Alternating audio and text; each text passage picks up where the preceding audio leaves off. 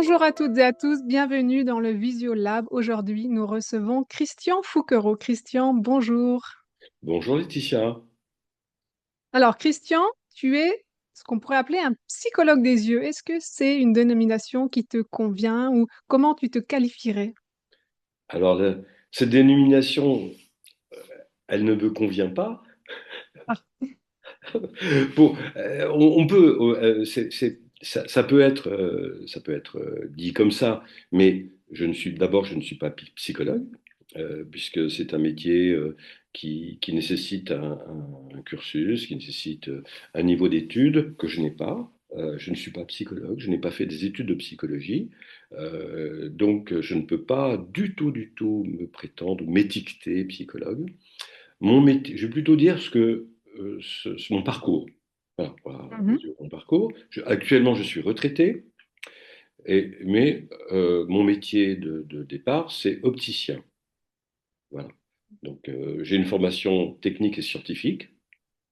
J'ai exercé comme opticien pendant toute ma vie, Mhm. avec différents aspects. Mais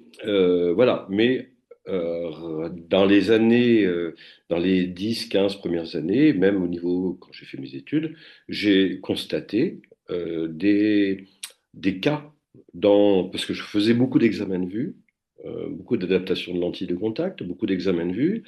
Je faisais des lunettes, bien sûr. J'étais indépendant dans mon magasin, hein, mais je réalisais beaucoup d'examens de vue et j'ai constaté très souvent des cas qui sortaient du cadre Mhm. purement de ce que j'avais appris. Donc, c'est-à-dire quel type de cas?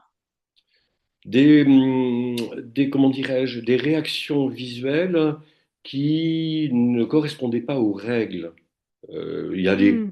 il y a des règles optiques, c'est un métier scientifique au départ, hein, donc voilà, et il y a des cas qui sortaient, comme on dit, l'exception qui confirme la règle, mais il y avait quand même régulièrement des exceptions, des personnes qui devaient avoir une correction peut-être plus importante, puis qui en fait, avec une correction moins importante, voyaient pratiquement aussi bien. Donc, D'accord. voilà. Donc aussi bien dans la myopie, l'astigmatisme, l'hypermétropie, etc. Enfin, il y avait des cas régulièrement qui posaient question. En discutant avec d'autres confrères ou des amis de promotion à l'époque, bah, j'ai constaté que beaucoup de mes copains opticiens constataient aussi la même chose. En disant, quand même, Hmm. c'est curieux, là, ça rentre pas dans purement ce qu'on a appris à l'école d'optique, hein, donc voilà, ça a démarré comme ça.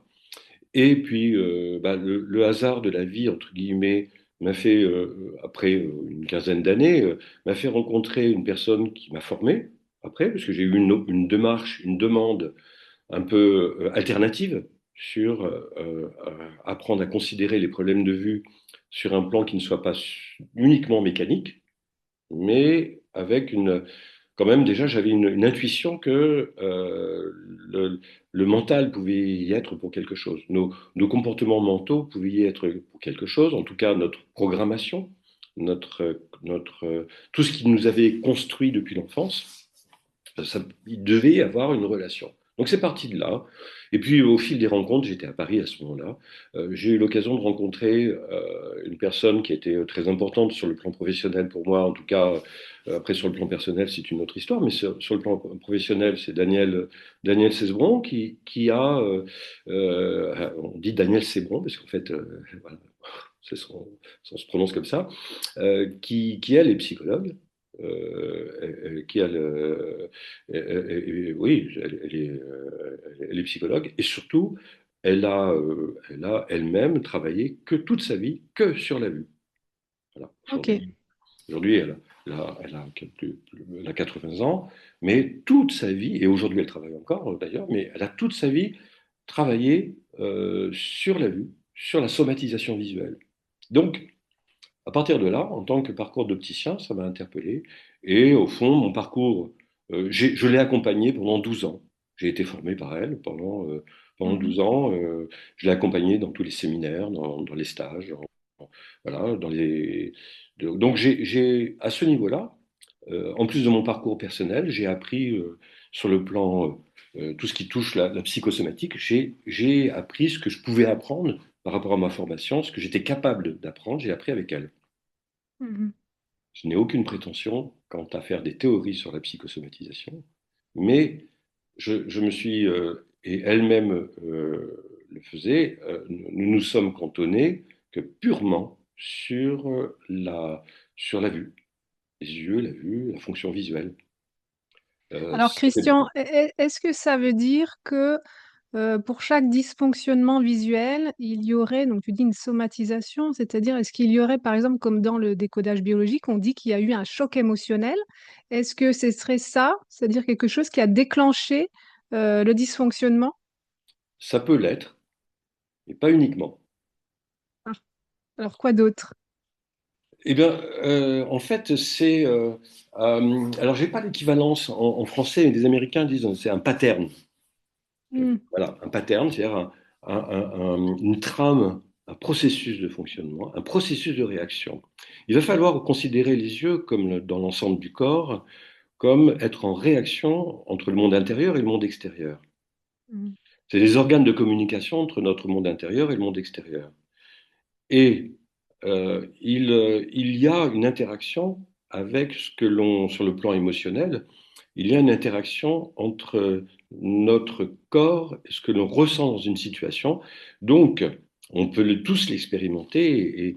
Et pour les personnes qui vont regarder cette vidéo un jour, tout le monde, chacun a expérimenté, car dans certaines circonstances, notre corps se raidit, se durcit. hmm, On a, en situation de peur, on a des contractions de la vessie. En situation de colère, on a les muscles des bras qui se tendent. Si on a envie de crier, on a la gorge qui se contracte, le souffle coupé. On a plein de situations où on se rend bien compte, sans faire de grandes théories, on se rend bien compte que notre corps réagit par rapport à ce que l'on ressent ou ce que l'on appréhende de ressentir dans une situation. C'est-à-dire que ce n'est pas forcément une situation, c'est la façon dont on la gère. hmm. C'est pas forcément un choc émotionnel, ça peut, mais c'est comment on va reproduire un mode de fonctionnement en permanence tout au long de notre vue et de notre vie. Et d'ailleurs, euh, il est amusant de remplacer le mot vie par le mot vue. Qu'est-ce qui se passe dans ma vie? Qu'est-ce qui se passe dans ma vue? Voilà, Hmm. la relation, elle est relativement simple, hein. Et donc, en fait, pour répondre à ta question, un choc émotionnel, oui, et peut-être, mais parfois pas. Parfois, c'est Hmm. une construction tout au long de l'enfance, parfois dans la vie d'adulte aussi, en réponse à, en réponse à un mode de fonctionnement culturel, en réponse à un mode de fonctionnement euh, social, par rapport à si on a un homme ou une femme, par rapport à l'âge. Et puis, il y a des prédispositions aussi, hein, donc c'est Hmm. complexe. C'est complexe. On peut difficilement rentrer dans des cases. Alors, ça me fait penser lors de l'une de nos séances, tu m'avais demandé de faire un planning de mes activités, heure par heure, pendant une semaine. Et tu m'avais dit que, euh, en fonction des activités, si par exemple, alors moi c'était plutôt des activités de près, et tu m'avais dit que bah voilà, forcément la myopie est là parce que dans un sens, les activités font l'organe. C'est-à-dire que si la plupart des activités sont de près, on va plutôt développer une myopie ou garder sa myopie. Et tu m'avais dit aussi quelque chose qui m'avait interpellée. Tu disais, un marin, je ne connais aucun marin qui est myope. Est-ce que tu Hmm. voudrais développer un peu là-dessus? Oui, c'est un exemple, évidemment. Alors, ce qui est, c'est très très intéressant la question, hein, dans son développement, parce qu'il faut surtout se garder de répondre, de donner une réponse rapide. Euh, un enfant myope, par exemple, va il va avoir naturellement, on va dire, vu de l'opticien, du côté scientifique, vu de l'opticien, bah, oui, il va, il va forcément avoir des activités de vision de près parce qu'en fait, il voit pas bien de loin. Donc, il va Oui. développer. voilà, le monde extérieur va être un monde flou et il va plutôt se concentrer sur ce qu'il voit bien. Mhm. Donc, bien sûr, vu sous cet angle, et un hypermétrope, pour simplifier, ça va être l'inverse. Un hypermétrope va être beaucoup moins à l'aise quand c'est un enfant, il voit quand même de près, mais il fatigue, et donc il va surtout s'intéresser avec une vision de loin qui va lui permettre d'être plus à l'aise. Donc ça, vu sous l'angle de l'optique mécanique, c'est cohérent. En revanche, on va dire, oui, mais pourquoi il a développé ce... Est-ce qu'il n'y aurait pas une raison pour laquelle il aurait développé cette myopie, ou cette hypermétropie, ou cet astigmatisme? Et là, on peut aussi donc s'intéresser à cette démarche.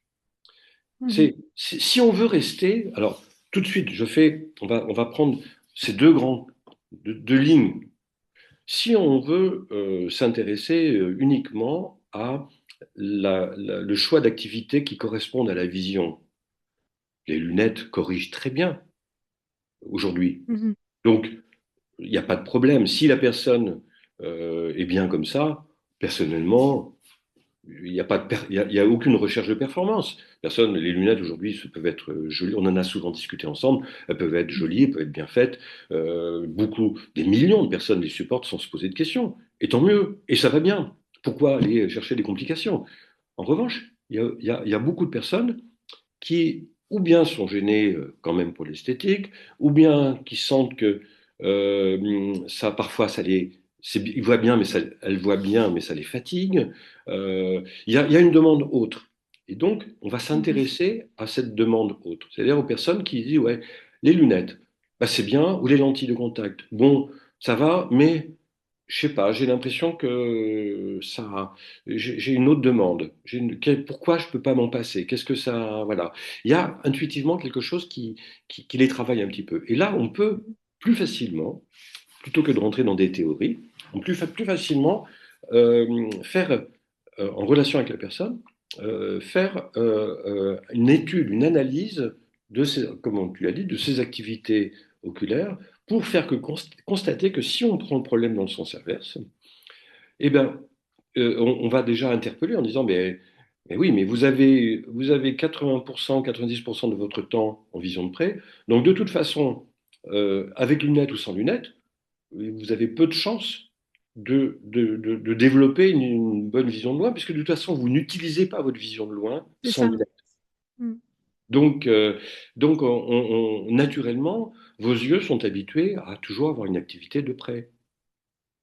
Et Mhm. là, on commence à faire, si ça interpelle, si ça parle à la personne, Mhm. si ça résonne, la personne va se dire, oui, c'est vrai, quelque part, au fond, si je me promène en forêt, dans la nature, bah, d'abord, je suis pas à l'aise pour retirer, si je suis myope, je suis pas à l'aise pour retirer mes lunettes parce que j'ai l'impression que je vais trébucher sur les branches d'arbres, Mhm. etc. Je vais me casser la figure, et puis de toute façon, c'est pas intéressant puisque c'est flou.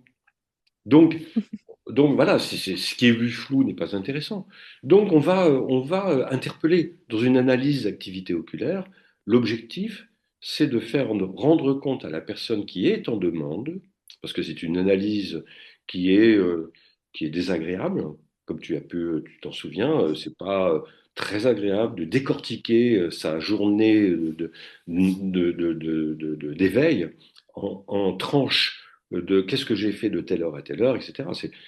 En général, c'est une analyse qui est assez rébarbative. Mais elle te permet de te rendre compte que, au fond, ta vue te correspond parfaitement, ta vue te correspond exactement parfaitement, il y a pas de problème, puisque de toute façon, ça ne servira à rien que tu aies une meilleure vue, puisque tu ne regardes pas de loin pour un myope, hein. Voilà.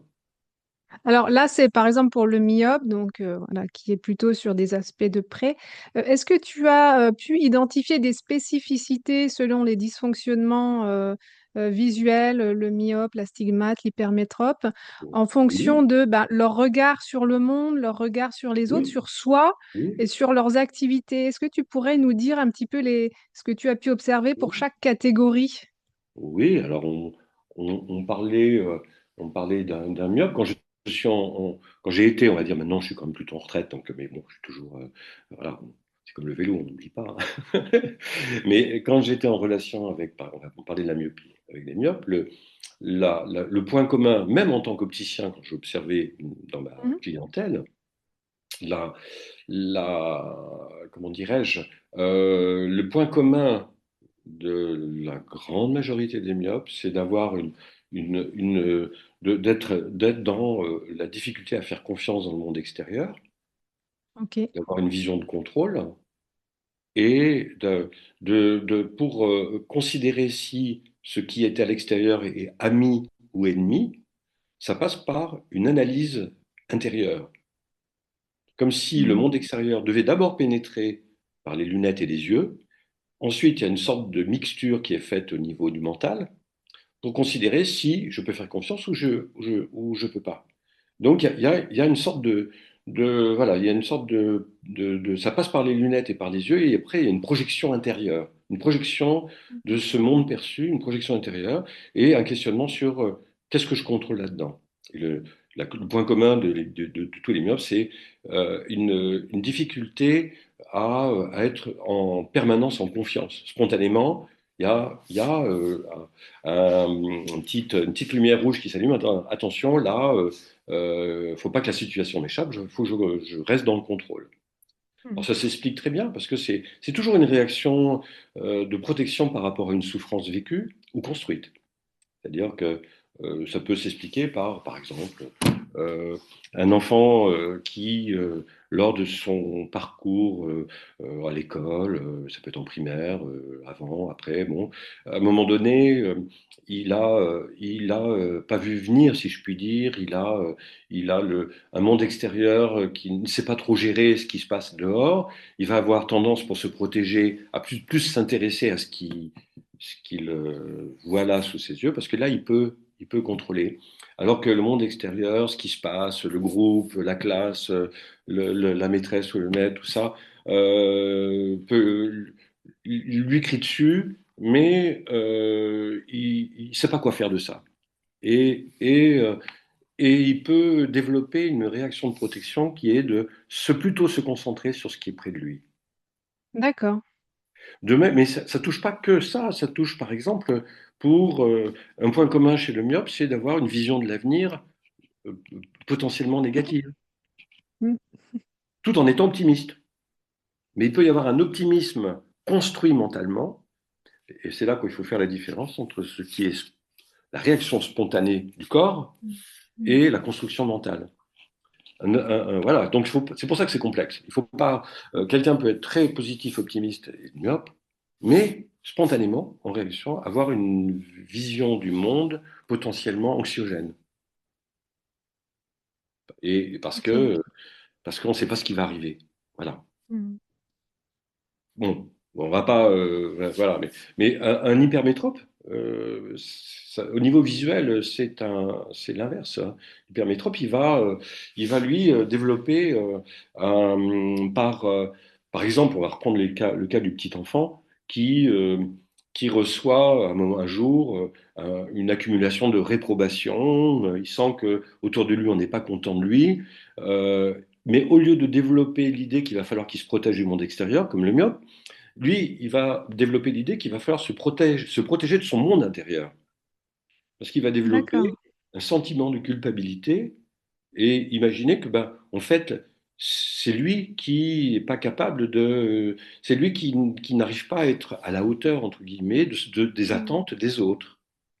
Et lui, pour se protéger, il va plutôt ben, s'éloigner de son centre, qui est source de souffrance, pour plutôt plus s'intéresser à, à, euh, à ce que disent les autres, au monde extérieur. Il ne va pas forcément être gentil pour autant, hein, comme le myope, ça n'a rien à voir. Mais il va focaliser son attention plutôt sur... il va éloigner ses centres d'intérêt. Tu vois, c'est l'inverse. Mhm. Son moi va être source de souffrance. Donc, il va pas trop, il va éloigner de lui, il va progressivement éloigner et s'intéresser, focaliser sur le monde extérieur. Et, euh, et donc, ça plutôt, puisqu'on parlait on parlait de somatisation, ça a plus une relation avec la culpabilité, avec un sentiment de culpabilité, mais qui est là pour se protéger. C'est toujours en équilibre, hein. C'est ni bien ni mal. C'est toujours Mm. pour garder une sorte d'équilibre. Voilà. Et les yeux, la fonction visuelle est bien pratique pour ça, parce qu'en fait, elle sert de tampon, hein, elle sert à temporiser tout ça. Ouais. Un astigmate, par exemple, va avoir du mal à faire la part des choses entre ce qu'il sent réellement et ce qu'il croit devoir ressentir dans une situation donnée. Quelqu'un qui va on va parler de généralité, qui va plutôt avoir tendance à avoir besoin des avis, de différents avis, parce il n'est pas connecté directement il fait pas la différence entre ce qu'il ressent réellement et ce qu'il croit devoir ressentir. Et il va avoir une division déformée. Au lieu de voir un cercle, une assiette par exemple, il va avoir ronde, il va avoir tendance à avoir une assiette légèrement ovalisée. Il va avoir une déformation. C'est un peu un combat. Alors, je fais une parenthèse justement par rapport à ça, parce que j'ai eu l'occasion un jour dans notre parcours, on a eu on a eu un participant qui était ostéopathe, qui avait fait son mémoire d'ostéopathie crânienne. C'était très intéressant en faisant la relation entre les muscles qui, euh, qui sont, qui rentrent en jeu dans la mobilité oculaire. Et il avait Mhm. fait la relation avec le système nerveux, le système nerveux central et le système nerveux autonome. Et c'était super intéressant parce qu'il mettait en évidence la relation entre les émotions ressenties et les influx nerveux sur les muscles des yeux. Donc ça mettait en évidence que sur le plan mécanique, et ben selon comment on ressent et comment c'est en permanence accumulé, parce que c'est la répétition qui finit par Ouais, c'est ça. former, Mm. voilà, qui agit sur nos globes oculaires, cette répétition, eh bien, il avait mis en évidence le lien, le pont qui existe entre le mental et le physique. Mm. Et là, j'ai dit, ah, chouette. Voilà un super lien, un super pont, très intéressant. Donc voilà, la stigmate, par exemple, c'est ça. Parfois, quelqu'un peut être myope d'un œil, puis rien de l'autre, ce qu'on appelle une anisométropie, hein, dans le jargon. Mm. Et là, ça va concerner plutôt le côté droit ou le côté gauche. Et suivant qu'on est gaucher ou droitier, au niveau énergétique, ça va plutôt concerner la relation à l'émotionnel ou la relation à l'esprit. Esprit, émotion, père, mère, enfin tout ça c'est symbolique. Mais voilà, en relation d'aide, on aborde, on travaille, on explore, on explore. Alors justement, dans cette relation d'aide, est-ce que tu as déjà eu des guérisons ou des améliorations visuelles ou des acceptations des dysfonctionnements? Quels résultats on Bah, peut déjà obtenir? toi. Voilà. Moi, c'est l'acceptation, hein. Oui, oui. Mais voilà. Alors, c'est déjà, tu as déjà toi-même une victoire. Moi, je n'ai pas eu, euh, je n'ai jamais eu, personnellement, genre, ça va être provocateur, je ne peux pas dire que j'ai eu des guérisons, parce que c'est pas moi Mhm. qui guéris. Mais la personne, en revanche, j'ai été témoin d'amélioration. Voilà, je vais dire ça. C'est pas de la fausse modestie, mais je n'ai absolument aucune prétention de guérir quoi que ce soit. Mon accompagnement, il se limite à un peu à un miroir. Je me mets avec la personne comme un miroir, en essayant de poser les bonnes questions, en retournant, en faisant en sorte que la personne se rende compte que bah, c'est normal qu'elle voit comme elle voit, parce que de toute façon, elle a mis en place un mode de protection qui fait qu'elle ne développe pas d'autres visions. Et tout le côté positif, c'est de rassurer, pour moi, c'est d'aider la personne à lui apprendre à regarder sans lunettes, à se sentir bien sans lunettes, et à découvrir comment progressivement, en étant détendu, en faisant peut-être certainement des petits exercices de relaxation, etc., d'apprendre à vivre sa vie et d'avoir sa vue sans lunettes, même si c'est flou, et progressivement, le flou devient moins flou. Ça, oui. Oui, bien sûr. Bien sûr. bien sûr. Ça, oui. Cet accompagnement, oui. Mm. Aujourd'hui, je peux pas le renier. Maintenant, aujourd'hui, j'ai 68 ans. J'ai certainement aujourd'hui beaucoup plus de doutes sur ce que j'ai pu faire dans le passé et la croyance que ça marche comme ci, ça marche comme ça. Honnêtement, je ne peux pas dire autre chose. Honnêtement, tout mon parcours de plusieurs dizaines d'années, aujourd'hui, je suis plus habité par le doute dans est-ce que ce en quoi j'ai cru, est-ce que vraiment c'est comme ça?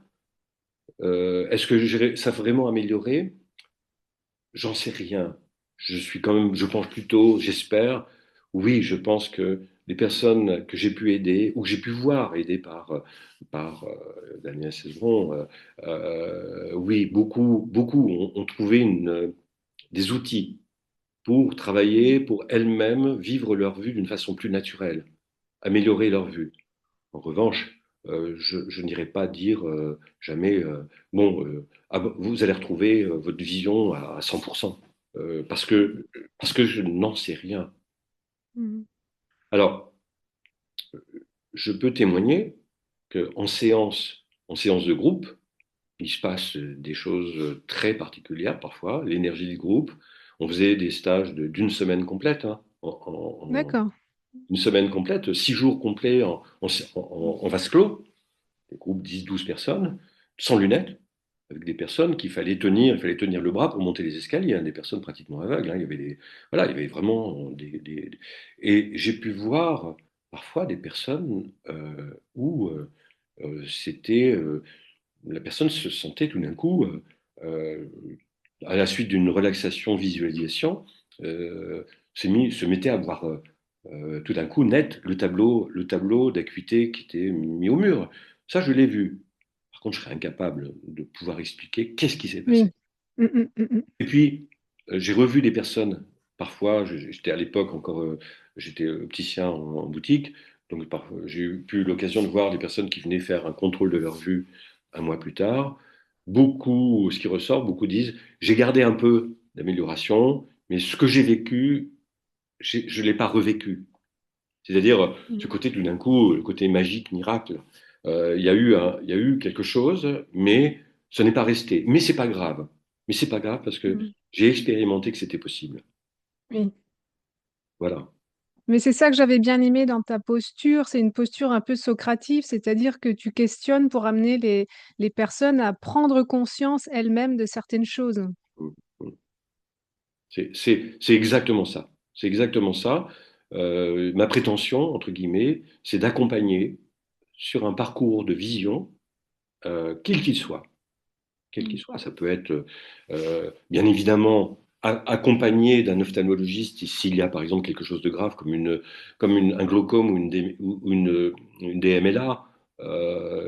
Il faut absolument, hors de question de quitter le circuit médical, surtout pas, Mm. au contraire. Mais un accompagnement, ma seule prétention voilà, entre guillemets, d'expérimenter, de praticien, comme on veut. Enfin, je cherche pas, pas donner d'étiquette sur ce que j'ai fait, mais c'est d'accompagner pour que chacun s'approprie sa vision, chacun reconnaisse sa vision et que c'est pas, tu sais, il y a un exercice qui est, par exemple, au bout d'un certain temps, qui est tout bête. Quand on se regarde dans le miroir dans la salle de bain, d'arriver de se voir dans les yeux dans un miroir et de dire à haute voix, mes yeux, je vous aime et je vous aimerai toujours quoi qu'il arrive, ça dégage les émotions. Il suffit, si les personnes voient la vidéo, elles peuvent le faire, de Mm. faire cette expérience, de se regarder dans le miroir, mes yeux, je vous aime et je vous aimerai toujours quoi qu'il arrive. Ça, c'est quelque chose en général, c'est une charge émotionnelle forte. Hein. Ça veut bien dire que là, on touche quelque chose de très sensible. Mm. Et donc, ouais, voilà, j'apporte des éléments comme ça. J'interroge là-dessus. J'interroge là-dessus, bien sûr, par derrière, il y a là, tous les principes de la somatisation, etc. Enfin, voilà, il y a tout. Mm. Mais je veux pas faire je suis pas suffisamment compétent pour parler de la somatisation, tout ça. J'utilise les principes. ce que j'ai appris, ce que j'ai lu, voilà. Mais je suis un peu un explorateur. Alors, je sais que justement, tu avais exploré la méthode Betts, hein, tu connais bien les principes de la méthode Betts. Je connais pas bien, je Euh, connais un peu. Voilà. alors, moi, j'avais une question. Est-ce que la méthode Betts, ça a ses limites? C'est-à-dire qu'à un moment donné, on ne pourra pas améliorer plus que ce qu'il est possible de faire avec la méthode BET. C'est-à-dire la méthode BET, c'est des exercices assez mécaniques, on va dire. Et toi, de ce que j'entends, il y a quand même des choses émotionnelles, mentales, etc., qui interfèrent. Donc, on pourrait se dire qu'à un moment donné, il va y avoir peut-être une limite à l'amélioration. Alors, c'est un peu comme, comment dirais-je, euh, alors, je vais faire un parallèle pour répondre plus. J'aime bien faire des parallèles. Quelqu'un qui va, par exemple, se dire, je vais aller, tous les jours, je vais faire 2 heures de marche, très bien. Et comme ça, en plus, je vais perdre du poids, c'est vrai. Mais si c'est pas accompagné en même temps d'un ressenti de ce qui se passe quand je marche, en plus peut-être d'un rééquilibrage de l'alimentation. Euh, C'est-à-dire, en fait, je me pose des questions. Est-ce que ce que je mange, si je mange exagérément du sucre, de l'alcool, du gras, tout ça, est-ce qu'il n'y a pas des phénomènes de compensation? Donc, au niveau mental, quelle est la ficelle que je tire?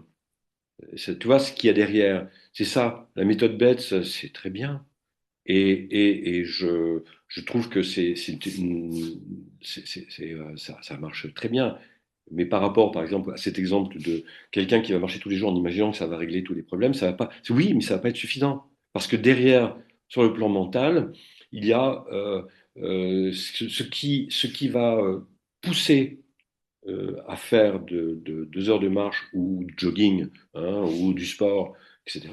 Peut-être qu'il y a quelque chose, il y a derrière, est-ce qu'il n'y a pas de la culpabilisation d'être comme on est, de ne pas s'accepter, oui, mais j'exagère sur le plan de la nourriture, donc je vais compenser par la marche. Il y a des phénomènes de compensation, des phénomènes de frustration, il y a tout ça qui rentre en jeu. Donc si on ne prend pas le corps dans sa globalité, donc mentale, comportementale et physique, on imagine bien que, il y a, à un moment donné, il va y avoir une réaction de l'ego qui va dire et attends, là, moi, j'ai besoin de grossir, moi, j'ai besoin de m'empiffrer, moi, j'ai besoin de. Voilà, parce que je vis comme ça, parce que je vis. Parce que notre construction, elle n'est pas que physique, elle est physique, mentale et comportementale. Donc, tout ce que l'on. Par exemple, un corps qui maigrit, je ne suis pas médecin, mais j'ai lu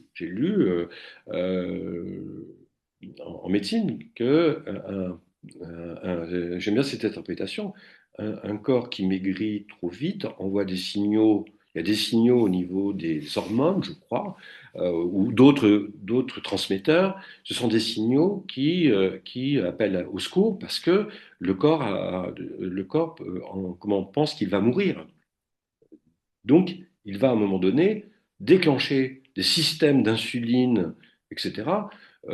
J'ose pas trop dire des mots de médecine parce que j'ai peur de me faire, de faire des erreurs. Mais il me semble me souvenir que, voilà, au niveau de l'insuline, il y a des choses comme ça qui fait que le corps va réagir pour se protéger, va réagir en surprotection pour retrouver un équilibre parce que le message va être, oh là, je suis en train de perdre du poids, donc ça veut dire que je vais mourir, quoi, en gros.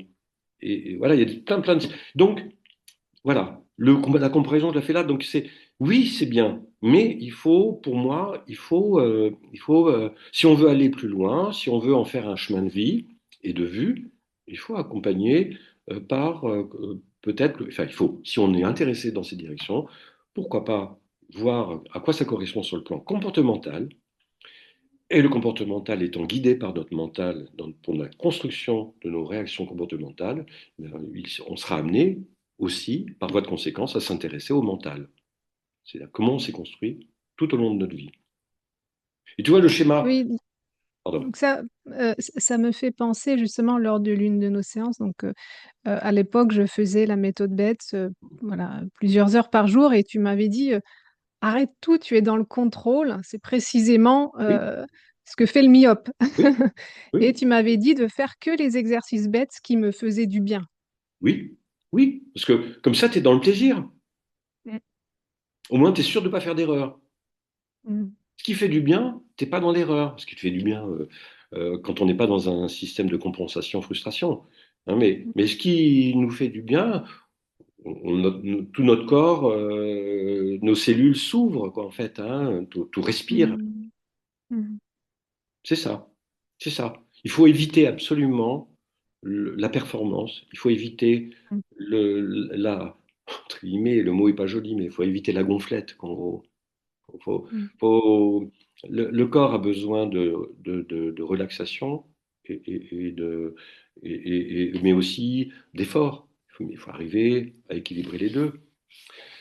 Pour, il y a quelque chose qui est assez étonnant dans notre système visuel, c'est le processus de vision. Euh, Schématiquement, on voit parce que nos cellules meurent et renaissent. C'est-à-dire que le processus de division ne peut se faire que s'il y a dégradation de nos cellules rétiniennes. D'accord. Et elles se renourrissent par l'afflux sanguin qui nourrit la choroïde derrière la rétine, elles se nourrissent dans la vision, quand on dort, par le noir. Dans le noir, schématiquement, hein, dans le noir, notre vision se régénère, et dans le jour, elle se dégrade. Mais ça se dégrade normalement. Mm. Il faut pour qu'on puisse voir, c'est un processus de dégradation, comme, euh, comme un peu quelque chose qui fait de la lumière. La lumière jaillit quand la mèche de la bougie se dégrade. Mm. Voilà. Et pour ce phénomène de lumière, de transmission de lumière jusqu'au nerf optique et au cerveau, se passe par un processus de régénérescence ou mort-renaissance, mort-renaissance, mort-renaissance. C'est une respiration. Noir, jour, Mm. noir, jour. D'où les exercices, par exemple dans la méthode BETS, Le comme le palming. calming, qui fait énormément du bien, parce que ça, nos yeux consomment tellement d'énergie que si on les met Mm. quelques minutes dans un noir complet, en étant relaxé, on sent quand on sort du palming qu'on est vraiment, vraiment les yeux Ah des oui, on a une vue plus nette, hein. on a Mm. une vue plus nette à ce moment-là. Donc c'est physiologique. Parce que dans le noir, les muscles se détendent, nos yeux, avec la chaleur des mains en plus, et dans le noir complet, la rétine se régénère à ce moment-là. La petite régénération suffit à, à donner un sentiment de se mettre dans le noir, ça suffit à se sentir régénéré. De même que le palming, le chaud-froid avec un gant de toilette. On peut alterner sur un gant de toilette, sur les paupières, un gant, Mm. un gant chaud, puis après un gant froid, puis après, pas brûlant, mais chaud-froid. Parce que la contraction-dilatation des capillaires, des vaisseaux sanguins fait que on booste la régénération. Et de même que le Ok. sunning. Tu vois. Le sunning, pareil, alternance d'ombre et de lumière. Mhm. Tout ça, ça fait beaucoup de bien. Mhm. Mais voilà. Mais si derrière, pour moi, hein, dans ma conviction, si derrière, on ne met pas en relation l'aspect purement physique qui existe, qui est là, avec pourquoi, comment, là, au quotidien, je réagis, en fait, quelle est la relation entre ma vision et comment je réagis par rapport à des stimuli extérieurs, ben, on va pas beaucoup avancer parce que du coup, on va se recréer en permanence. Dès qu'on arrête les exercices, Mm. forcément, la C'est vision. ça.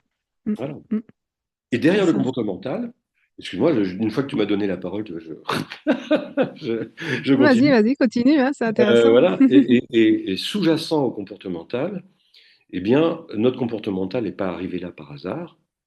Nos habitudes de comportement et de réaction, c'est-à-dire nos réactions de peur, nos réactions de colère, nos habitudes voilà, de tristesse, dans certaines situations, nos émotions, négatives ou positives, on les a, on les a globalement construites avec le temps par notre façon de voir le monde et de considérer le monde mentalement. Ok. Donc, tu vois, physique, comportemental, mental.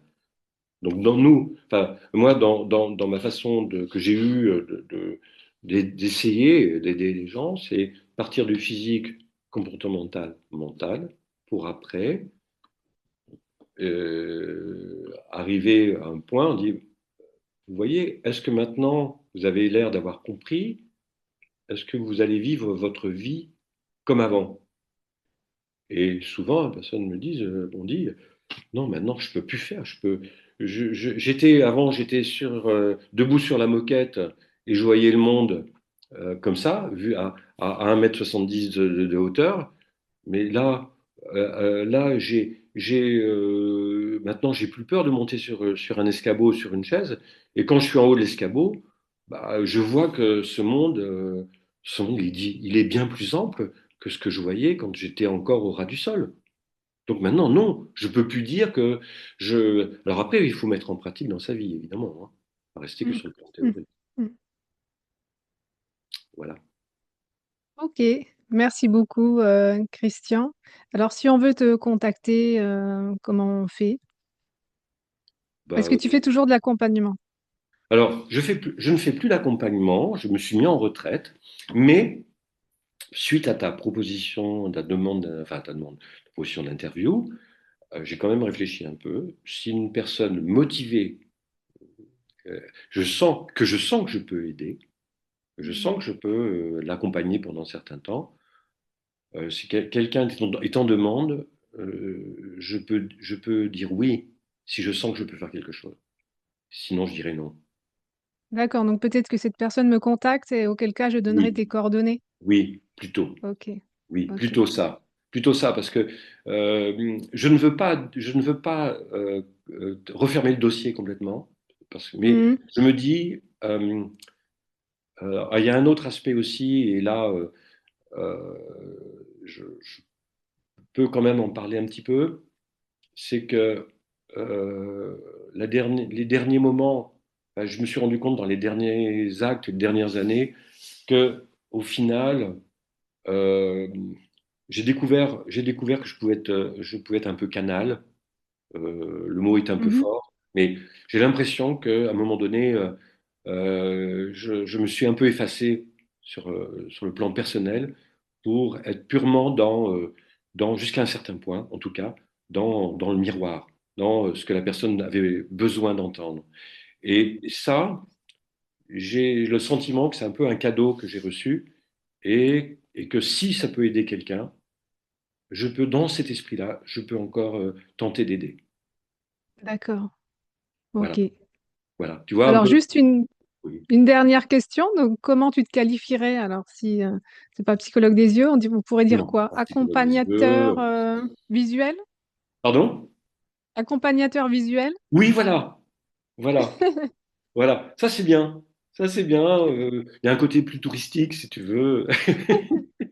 Mais oui, parce qu'il faut pas trop se prendre au sérieux quand même. Voilà, il faut, tu vois, on est en train de sourire. Bon, bah, déjà ça fait du bien aux yeux, déjà pour commencer. Donc accompagnateur visuel, oui, ça c'est bien. Oui, oui, oui, oui, ça c'est pas mal, ça c'est bien. Oui, oui, oui. Ok, bon, merci beaucoup, Christian. Merci Euh, Laetitia. Et Au puis, revoir à tous et à bientôt pour une prochaine interview.